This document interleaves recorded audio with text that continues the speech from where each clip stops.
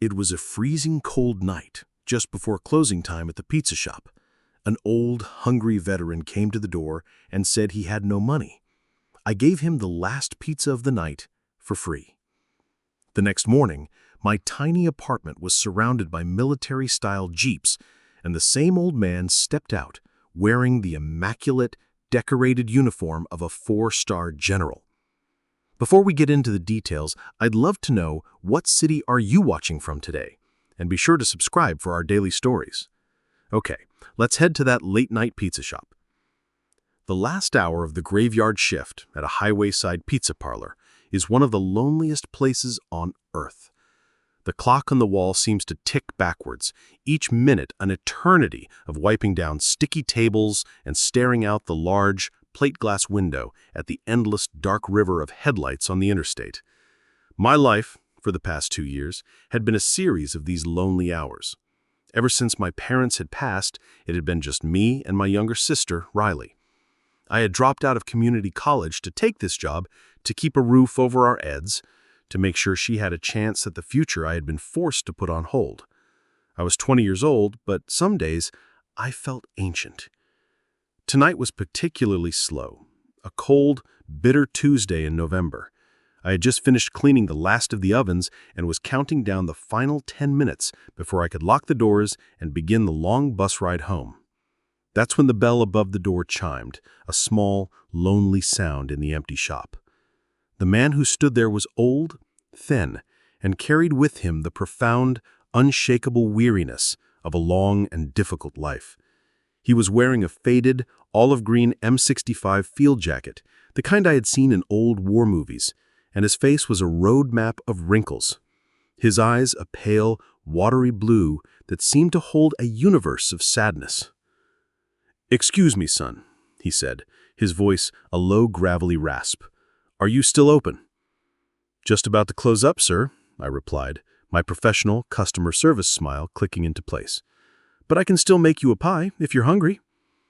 He looked up at the menu board, his eyes scanning the prices, and I saw his shoulders, which were already slumped with exhaustion, seem to sink a little further. "Ah," he said, a look of quiet, profound embarrassment on his face. "Ah, I see. I'm afraid I've miscalculated my funds. I'm so sorry to have wasted your time." He turned to leave, but there was something in the way he held himself, a quiet, broken dignity, and the way his gaze had lingered on the hot, fresh cheese pizza sitting under the heat lamp on the counter, a pizza that a customer had ordered an hour ago and never came to pick up. My boss, a man whose heart was as cold as a walk-in freezer, had a strict rule: all unclaimed orders were to be thrown out, and the cost was to be docked from the pay of whoever was on shift. That $10 pizza was for me an hour and a half of work. It was the money I needed for Riley's field trip next week. But then I looked at the old man, at the faded military jacket and the deep, hungry sadness in his eyes, and I thought of my own grandfather, who had served in Vietnam and had come home a quiet, haunted man. I made a choice.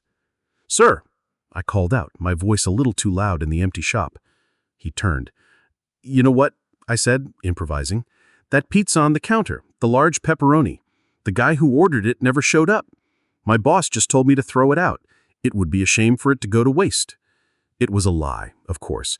It was a cheese pizza, but it was a kind lie.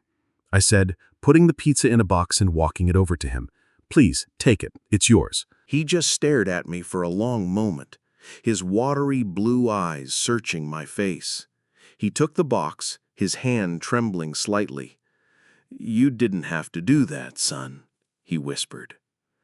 "Everyone needs a hot meal on a cold night," I said with a shrug. I looked down at the worn collar of his jacket. "Thank you for your service, sir." The old man's entire posture seemed to change. He stood up a little straighter, and a new, different kind of light came into his eyes, a flicker of a man he had once been. "What's your name, son?" he asked, his voice now a little stronger. "Sean," I replied. "Well, Sean," he said, giving me a single, firm nod of profound respect, "it seems this country has not forgotten its manners after all. I will not forget this." He turned and walked out into the cold, dark night. The warm pizza box fell in his hands. I locked the door behind him, a strange mixture of feelings swirling in my chest. I felt good for having done a kind thing, but I also felt the familiar, cold dread of knowing that my already thin paycheck was now going to be $10 lighter. I had no idea that the simple $10 act of kindness I had just performed, an act I had already written off as a loss, was about to become the single greatest and most profitable investment of my entire life. I walked home through the cold, deserted streets after my shift, the weight of a long night's work settling into my bones.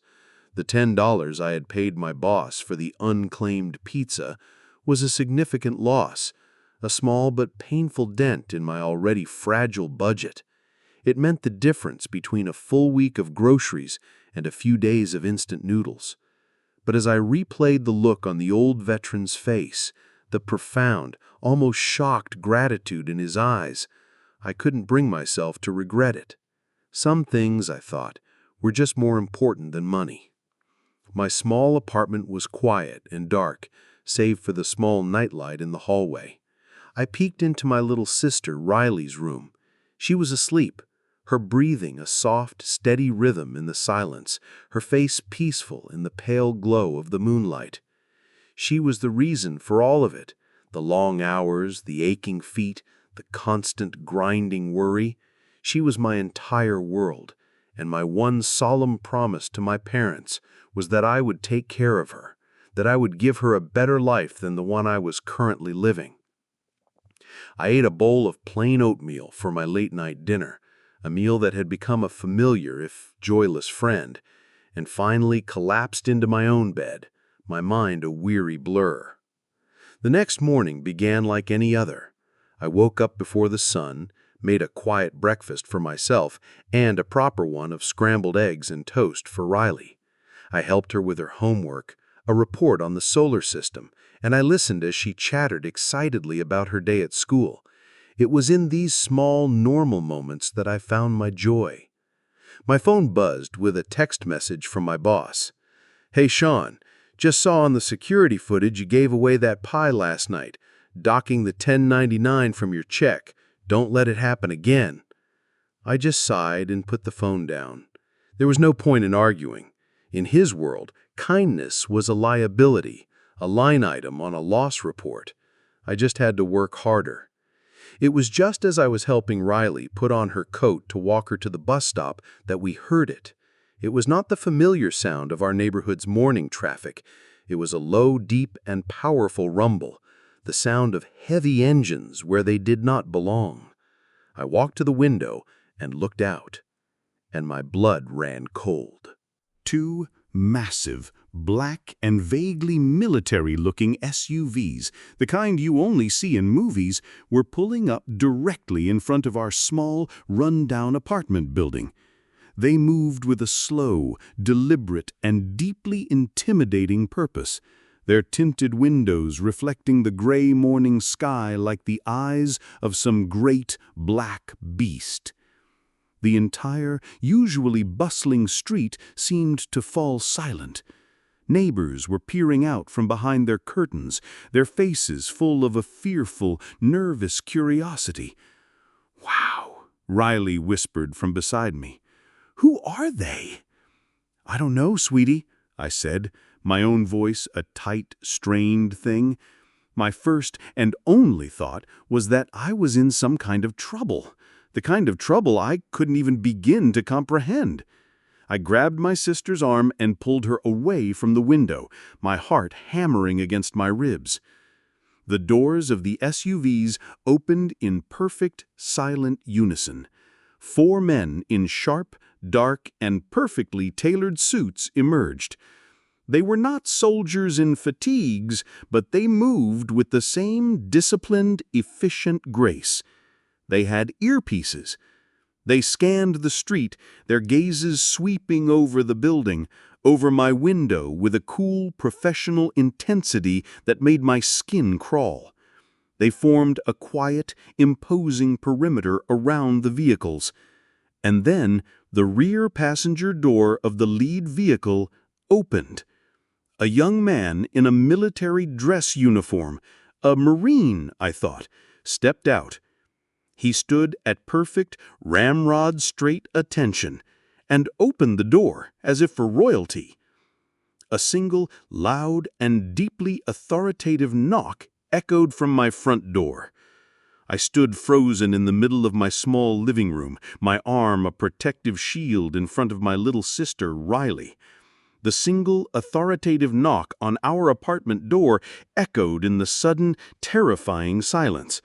My mind raced, a frantic, chaotic scramble for an explanation. The police? The FBI? Who were these men? What could I have possibly done? My life was a simple, grinding routine of work and home, of trying to be both a brother and a parent to the only family I had left. There were no dark secrets, no hidden crimes. "Sean, who is it?" Riley whispered, her small body trembling behind me. "I don't know, sweetie," I whispered back, "but it's going to be okay.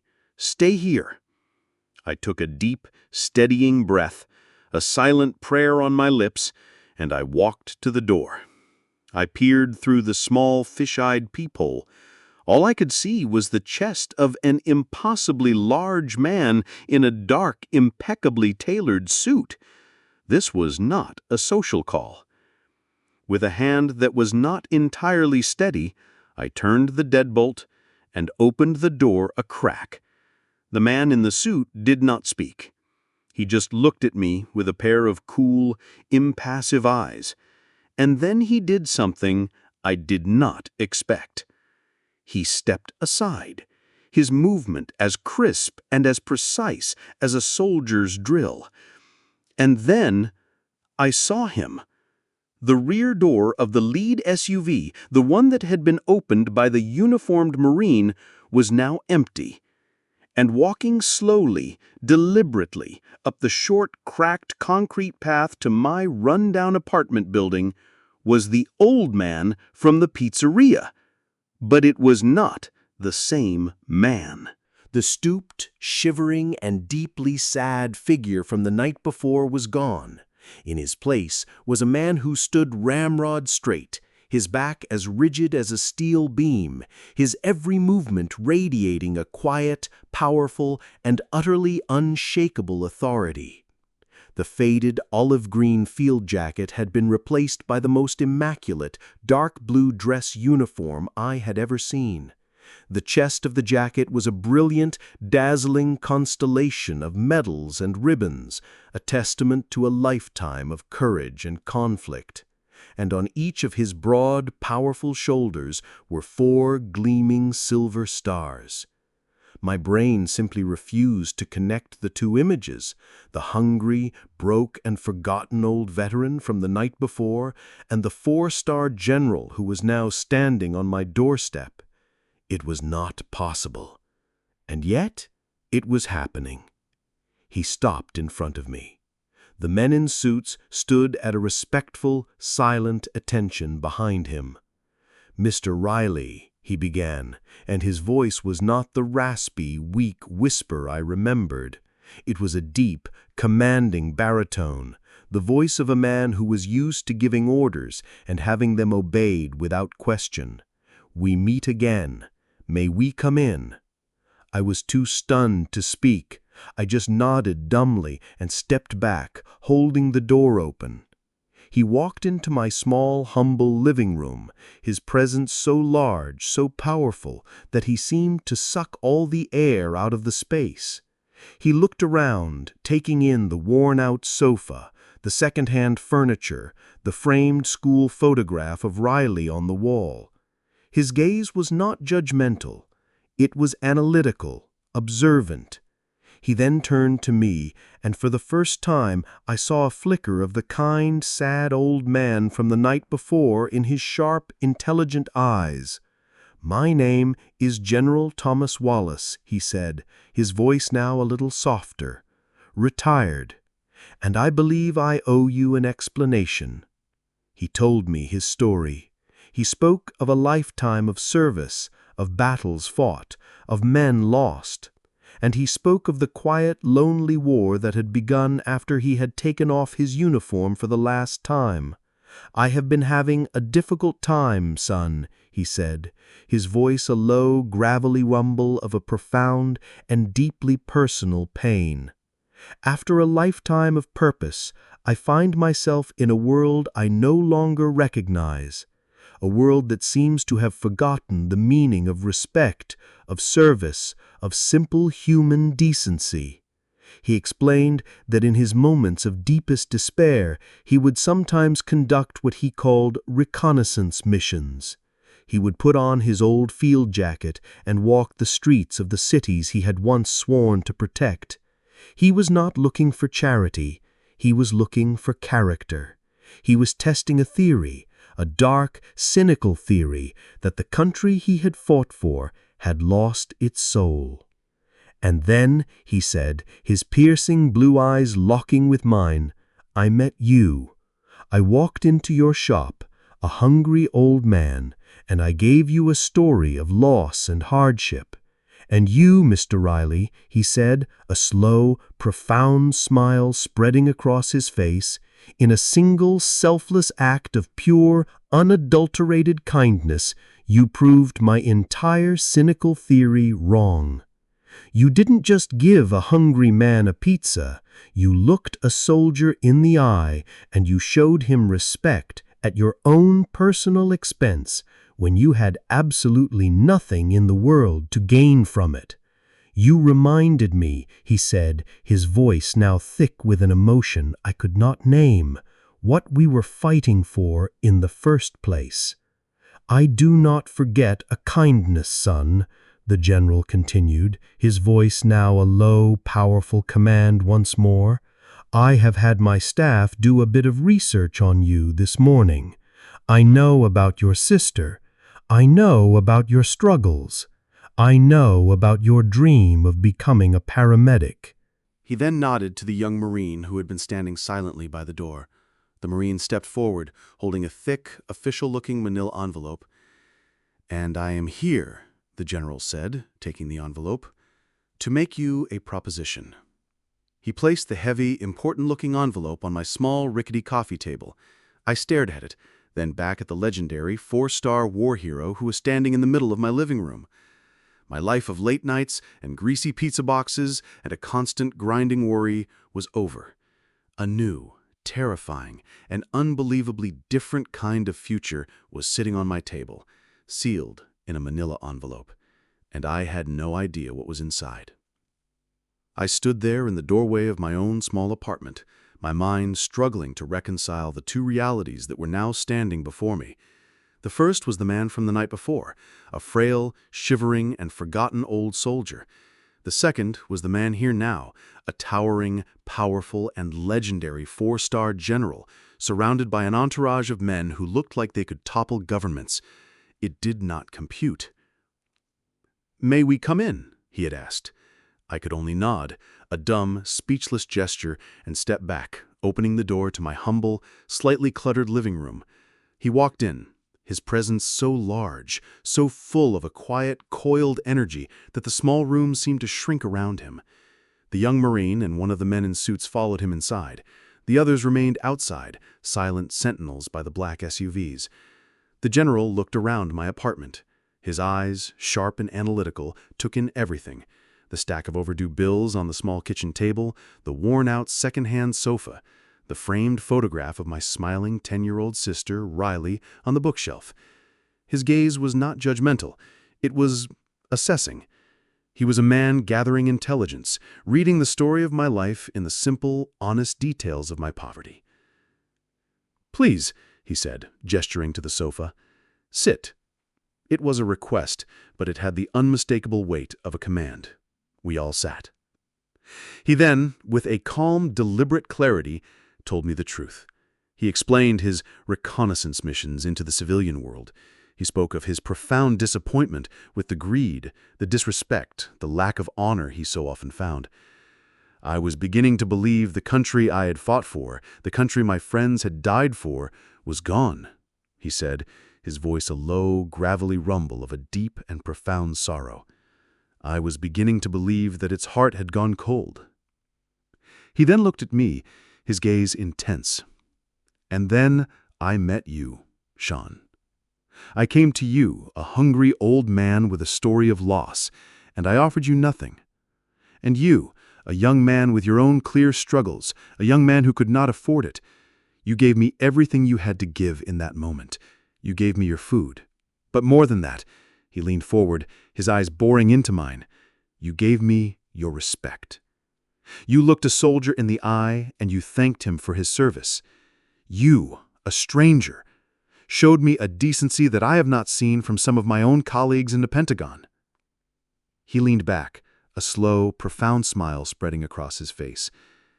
You reminded me that the heart of this country is not in its boardrooms or its halls of power. It is here, in small, quiet rooms like this, with good, decent young men like you.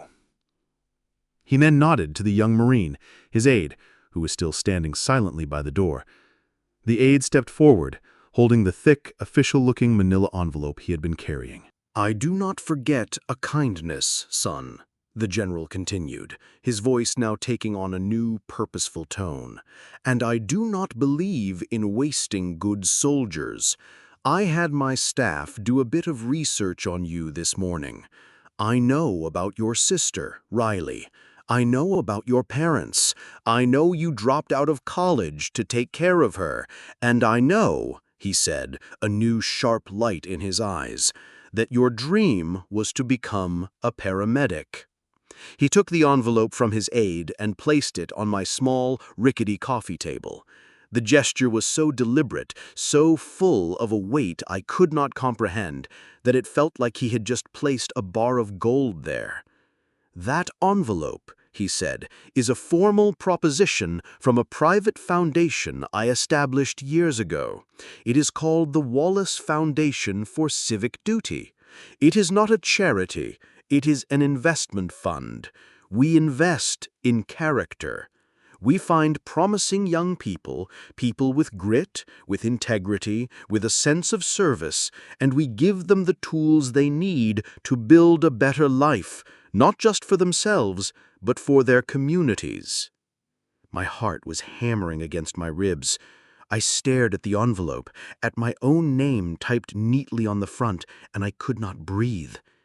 "Inside that envelope," the general said, his voice a low, powerful boom that seemed to shake the very foundations of my small apartment, "you will find a formal offer. It is a full 4-year scholarship to the state's top paramedic and firefighter training academy. The scholarship covers all tuition, books, and includes a generous monthly stipend for your living expenses. A stipend that is more than enough to ensure that both you and your sister Riley are taken care of for the entire duration of your training." I just stared at him, my mind a complete white void of disbelief. It was a dream, an impossible waking dream. I can't," I finally whispered, the words a choked, pathetic sound. "Sir, General, I can't. It's too much. I just gave you a pizza." The general's expression hardened, but not with anger. It was the look of a commanding officer dealing with a young, stubborn recruit. "This is not about the pizza, son," he said, his voice firm. "The pizza was just the test. This is about who you are. I do not give handouts. I make investments. And after watching you, after learning about you, I believe that you are the single best investment I will make this entire year." He stood up, his powerful frame seeming to fill the entire room. "This is not a gift for you to refuse. This is not an offer. It is an order. You will accept this scholarship. You will go to that academy. You will graduate at the top of your class. And you will spend your life running towards the fire, not away from it. You will spend your life serving others, as you were so clearly and so beautifully born to do. Is that understood, soldier?" I looked at him, at this legendary, terrifying, and unbelievably magnificent old man, and I saw in his eyes a faith in me that I had never even had in myself. The tears I had been holding back finally came, tears of a gratitude so profound, so overwhelming, it was a physical pain. "Yes, sir," I managed to choke out. Understood." He gave me a single, firm nod of satisfaction. He then walked to the door, his entourage of silent, powerful men falling into step behind him. At the door, he paused and turned back, a rare, small, and almost warm smile on his face. "One more thing, son," he said. "I find myself in need of a good sparring partner for my weekend chess games. My last one, a colonel, was a terrible player. Report to my home address, which you will find in that folder, on Saturday, 0800 hours. He looked me up and down. "And don't be late." I watched as the black SUVs pulled away, leaving my quiet street in a state of stunned, silent disbelief. I was left standing in the middle of my small, humble living room, holding an envelope that contained my entire, rewritten future. I had started the day a broke, exhausted, and hopeless pizza delivery guy. Now I was a scholarship recipient, a future paramedic, and apparently the new, unwilling chess partner of a 4-star general. My old life was over, and my new, terrifying, and unbelievably bright future had just been given its first and most impossible order. I stood in the middle of my small, shabby living room, the heavy, official-looking envelope from the Wallace Foundation clutched in my hand. The profound, authoritative silence left by the general and his entourage was slowly replaced by the familiar sounds of my life, the hum of our old refrigerator, the distant traffic on the street below.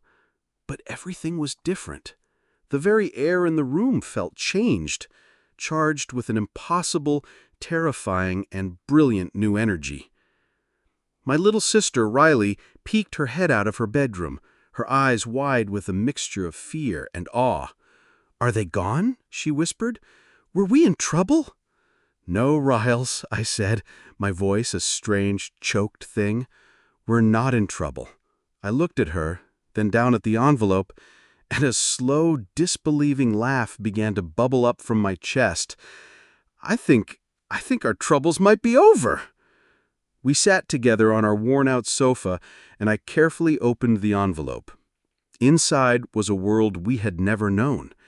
There were thick, formal documents printed on heavy, watermarked paper.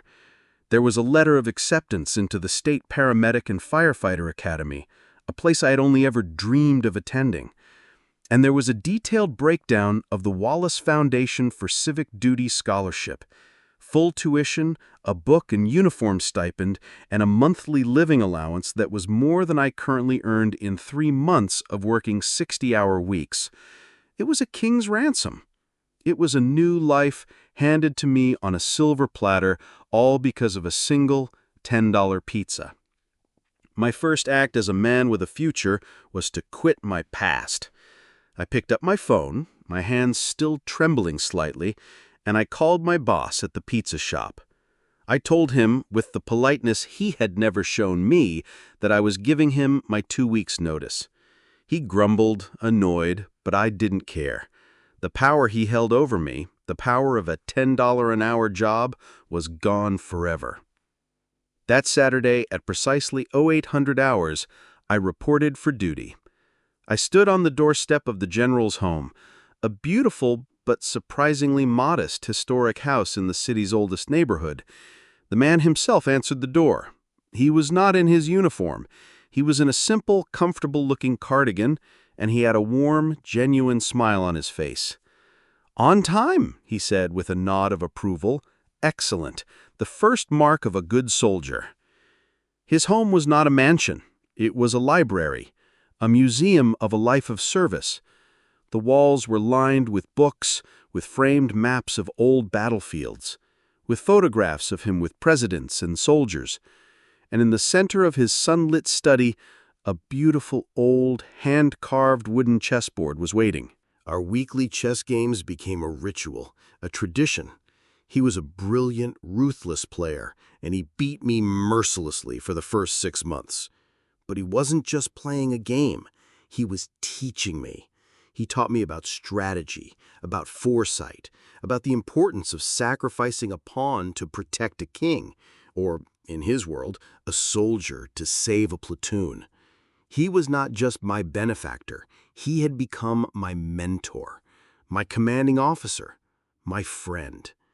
He and his kind, gentle wife, who had been so happy to finally have some youthful energy back in their quiet home, became the grandparents that I and my sister had lost so long ago. The academy was the hardest thing I had ever done. It was a crucible of physical and mental exhaustion, designed to break you down and rebuild you into someone stronger. But for the first time in my life, I was not just working for a paycheck. I was working for a purpose. I graduated 2 years later at the absolute top of my class. The story ends on another bright, sunny afternoon, but I am not in a stuffy law office. I am standing on the sun-drenched stage of the city auditorium, dressed in the crisp, dark blue uniform of a newly certified paramedic. The room is filled with my graduating class and with our proud families. And in the front row, sitting beside my sister, Riley, who is now a happy, thriving high school student with a future as bright as the sun, is General Thomas Wallace. He is not in his uniform. He is just an old man, and his face is a picture of a profound and deeply felt pride. As I step up to the podium to give my valedictorian address, I look out at the crowd. And I think about that cold, lonely night in the pizza shop 2 years ago. I think about the tired, hungry old man and the simple $10 act of kindness that had changed my entire world. The general had not just given me a scholarship. He had given me back the future I thought I had been forced to sacrifice. He had given me a purpose. He had given me and my sister a family. He had seen something in me, a quiet sense of duty, a simple respect that I had not even seen in myself. And his belief in me had become my own. I had learned that the greatest acts of kindness are the ones we perform when we expect nothing in return. And that sometimes a single $10 pizza can be the best investment you will ever make in your entire life. An absolutely beautiful and heartwarming story about how a single act of respect can have a ripple effect that changes a life forever. What a powerful testament to the character of both men. Let us know what you think of this incredible story in the comments below. If you were inspired by Sean's journey, please show your support by hitting that like button and be sure to subscribe for more uplifting and satisfying stories. Don't forget to click the notification bell so you never miss an upload. Thanks for watching, and we'll see you in the next one.